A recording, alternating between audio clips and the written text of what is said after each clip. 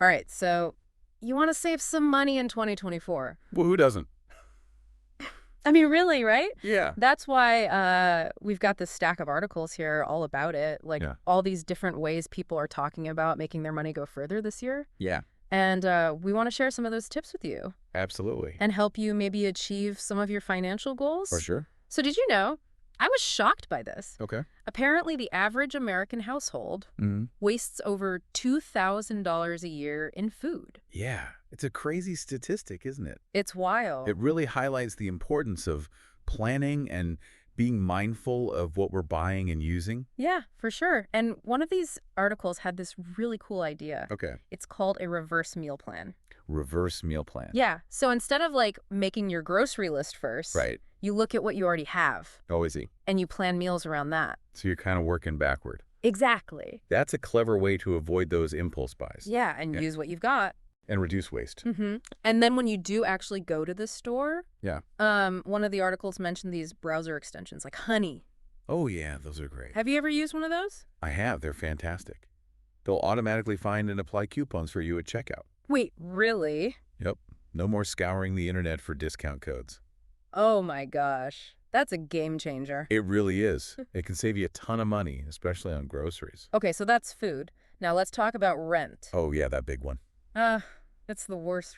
Definitely a major expense for most people. So obviously everyone knows you can save by like maybe getting roommates Right. or living in a more affordable area. Location, location, location. But one of the articles mentioned something I hadn't thought about before. Oh, really? Like negotiating with your landlord. Oh, that's an interesting one. Right. Yeah, especially if you've been a good tenant paying your rent on time, being respectful of the property. Sometimes landlords are willing to work with you a bit on the rent. Yeah, like they'd rather keep a good tenant than have to find a new one. Exactly. That's a good point. Okay, switching gears. Totally. Utilities. Okay. So this one blew my mind. Did you know that just by having good insulation in your home, you can save up to 15% on heating and cooling costs? Oh, absolutely. Insulation is key. It's like wrapping your house in a warm blanket in the winter and a cool one in the summer. Yeah, and it's not just about comfort. It's about saving money, too. Right. And while we're on the topic of utilities, have you considered upgrading to a smart thermostat? Ooh, I've heard of those. They can learn your schedule and adjust the temperature accordingly, which can lead to some significant savings as well. Oh, that's so cool. Okay, now for like the big one. Yeah. Transportation. Oh, boy. I mean, we all know cars are expensive. They are. But did you know that on average, people are spending over $12,000 a year? It's a scary number for sure. But the reality is that for many people, cars are a necessity. True. But that doesn't mean we can't explore ways to cut down on those costs. Yeah. So besides the obvious, like walking or biking if you can, Right. one of the articles mentioned public transportation. Yes. Public transportation can be a real lifesaver. Like especially if you live in a city with a good system. Absolutely. And it's not just about the cost savings. It's also about reducing your environmental impact. So true. And then when you do have to drive, besides like using Gas Buddy to find cheap gas, Right. what about apps like Waze? Oh, Waze is great for avoiding traffic, which saves you time and gas. Yeah, it's like having a personal traffic cop clearing the way for your wallet. I like that analogy. Okay, so we've talked about food, rent, utilities, transportation. That's a lot. Now let's get to budgeting. Go at the heart of it all. Right, and we all know about the 50-30-20 rule. Yeah, classic for a reason.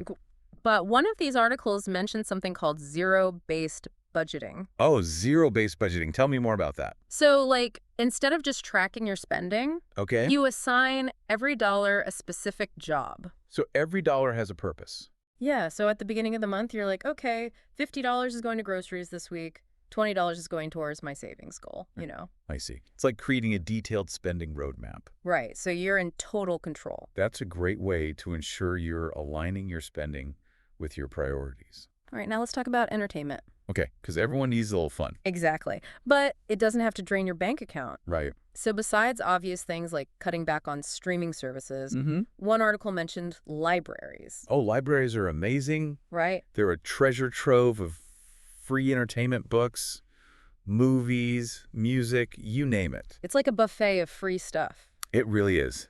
And let's not forget about all the free events and activities happening in our communities. So true, like concerts in the park, free museum days, hiking trails. Exactly.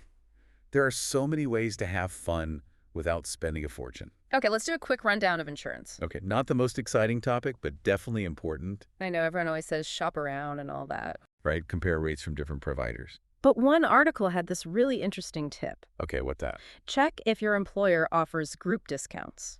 Oh, that's a good point. A lot of people don't realize that you can often get discounts on various types of insurance through your employer. Yeah, not just health insurance, like Mhm. car insurance, home insurance, even life insurance sometimes. It's definitely worth looking into. It could save you a significant amount of money. Okay, last but not least, let's talk about just like general shopping. Shopping smarter. Yes. So like obviously we all know about sales and coupons, The basics. but one of these articles mentioned these price tracking websites. Oh, yeah, those are super helpful. Have you ever used one of those? I have. You can set alerts for specific items you're interested in, and they'll notify you when the price drops. Well, that's so smart. So you don't have to like constantly check. Exactly. It takes the guesswork out of finding the best deals. All right, so we've covered a lot of ground here, from groceries and rent to transportation and insurance, It's been a whirlwind of saving strategies. but we've got even more tips and tricks to share. Stay tuned. So stay with us. We'll be right back. After the break. You know, it's amazing how much we can save with, like, little changes here and there. Yeah, small steps add up, right? They really do. It's like building a financial muscle. The more you work at it, the stronger it gets. I like that. So let's talk about building towards something specific. Oh, like what? Like, maybe you want to go on a dream vacation. Yeah, oh, yeah. One of these articles recommended, like, creating a visual for your goal. Oh, that's interesting. Like, maybe you print out a picture of where you want to go. I see. Or make, like, a whole vision board. Oh, yeah, vision boards are powerful. So you can see it every day and stay motivated. Yeah, it's like having a constant reminder of what you're working towards. But what happens when, like, life throws you a curveball? Oh, you mean like unexpected expenses? Yeah, exactly. Like, what do you do when that happens? Well, that's why it's so important to have that emergency fund we talked about earlier. Right. It's like a financial safety net for those unexpected bumps in the road. But sometimes, like, saving can feel kind of boring. Yeah. Like, how do we make it more fun? Well, one article I read talked about gamifying your savings goals. Gamifying. Yeah, like there are apps that turn saving into a game with rewards and challenges and stuff. Ah, that's cool. It can make it a lot more engaging and fun to save money. Okay, so we've talked about saving, but what about investing? Ah, yes. Investing. That's how you really make your money grow. But it can be kind of intimidating. It can be, but it doesn't have to be. One article suggested starting small with micro-investing apps. Micro-investing. Yeah, you can invest your spare change or just small amounts of money. Oh, that's a good idea. So you don't have to, like, invest a ton of money up front. Exactly. It's a great way to dip your toes into the world of investing. And then as you get more comfortable, you can explore other options like index funds or ETFs. Yeah, those are good options for long-term growth. Okay, so what if someone's feeling totally lost, like they don't even know where to begin? Well, in that case, one article recommended talking to a financial advisor. Oh, yeah, that makes sense. They can help you create a personalized plan based on your specific situation. But how do you stay motivated over time? Well, one article talked about the importance of celebrating your milestones, no matter how small. Milestone. Yeah, like did you save an extra $50 this month? Celebrate that win. Oh, I like that. Like, give yourself little rewards along the way. Exactly. It helps to keep you motivated and focused on your goals. And remember, it's not about being perfect. It's about making progress. Right. You don't have to do everything perfectly. Just keep moving forward. All right, we've covered a ton of ground here today. We have. But before we wrap up, I want to leave you with one final thought. Out of all the stuff we talked about today, like, what do you think would make the biggest difference for people? That's a tough one. I think it really depends on the person, right? Like where they are in their financial journey. True. But I think the most important thing is just to be more mindful. Like really think about where your money's going. Yeah, and make sure it's going towards things that matter to you. Hmm. Like, not just kind of mindlessly spending. Right. Be intentional with your money. And it's not just about saving. It's about, like, building a life you love. Absolutely. So, yeah, there's just the beginning. There's so much more to learn. For sure. This is just a taste. But we hope this has given you some ideas. Inspiration. And maybe some motivation to take control of your finances. Yeah. And remember, it's a journey, not a destination. You got this. We believe in you. All right. That's it for this deep dive. Thanks for joining us.